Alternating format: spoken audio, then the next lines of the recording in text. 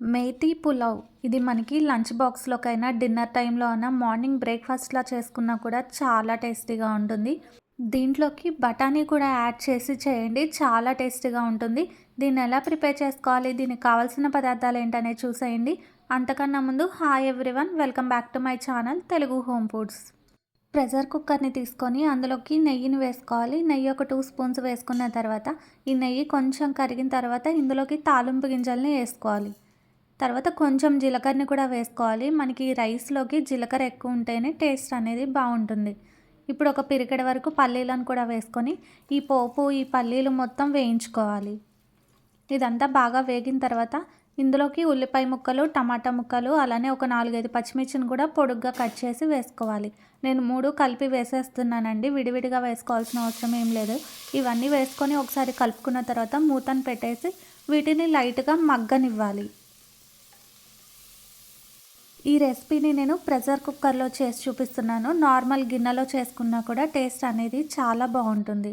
ఇలా ఒక 2 మినిట్స్ వరకు వీటిని లైట్‌గా మగ్గనిచ్చిన తర్వాత ఇదంతా ఒకసారి బాగా మిక్స్ చేసుకొని, ఇప్పుడు ఇందులోకి పచ్చి బఠానీని వేసుకోవాలి. ఈ బఠానీని కూడా మనకి నచ్చినన్ని వేసుకోవచ్చు. దీనికి క్వాంటిటీ అనేది ఏం లేదండి.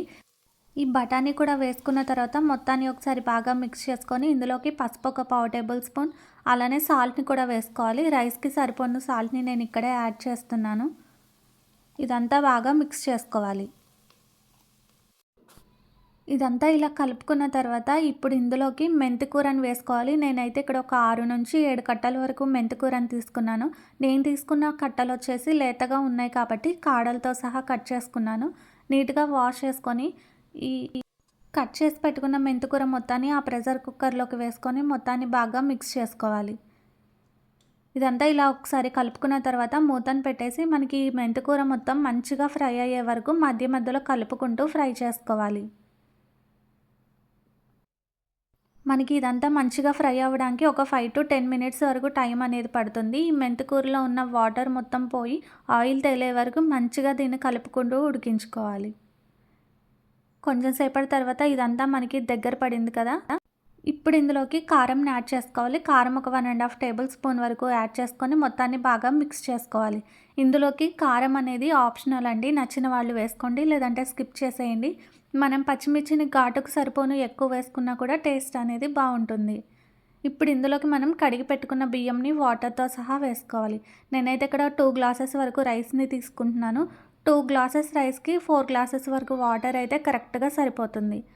ఇప్పుడు ఇదంతా ఒకసారి బాగా మిక్స్ చేసుకున్న తర్వాత ఈ స్టేజ్లోనే సాల్ట్ని ఏమన్నా టేస్ట్ చూసి తక్కువ ఉంటే అడ్జస్ట్ చేసుకోవచ్చు. నేనైతే ఇక్కడ కొంచెం సాల్ట్ని యాడ్ చేస్తున్నాను. ఇప్పుడు ఇదంతా ఒకసారి బాగా మిక్స్ చేసుకున్న తర్వాత కుక్కర్కి మూతను పెట్టేసి ఒక 3 to 4 విజిల్స్ వరకు ఉడికించుకుంటే సరిపోతుంది. ఒక 3 విజిల్స్ తర్వాత మూతను తీసి చూపిస్తున్నాను. చూసారు కదా, మనకి రైస్ అనేది పర్ఫెక్ట్గా బాయిల్ అయిపోయింది. మనం ఈ ప్రెషర్ కుక్కర్లో వాటర్ వేసుకునేటప్పుడు చూసి వేసుకోవాలండి. మనకి ఎందుకంటే ఈ రైస్ అనేది పొడి ఉంటేనే టేస్ట్ అనేది బాగుంటుంది. ఇప్పుడు ఈ రైస్ని మనం వేడివేడిగా ప్లేట్లోకి తీసుకొని సర్వ్ చేసుకుంటే ఎంతో టేస్టీగా ఉండే మేతి మటర్ పులావ్ అనేది రెడీ అయిపోయింది. దీన్ని మనం లంచ్ బాక్స్లోకి కూడా తీసుకెళ్ళచ్చు. డిన్నర్ టైంలో చేసుకున్న చాలా టేస్టీగా ఉంటుంది. వీడియో నచ్చితే తప్పకుండా ట్రై చేసి ఎలా ఉందనేది కామెంట్ చేయండి. ఇలాంటి మరిన్ని టేస్టీ రెసిపీస్ కోసం నా ఛానల్ని సబ్స్క్రైబ్ చేసుకొని పక్కనే ఉన్న బెల్ ఐకాన్ని ట్యాప్ చేసి ఆల్ అనే ఆప్షన్ని సెలెక్ట్ చేయండి. ఇన్స్టాలో కూడా తెలుగు హోమ్ ఫుడ్స్ పేజ్ని ఫాలో అవ్వండి.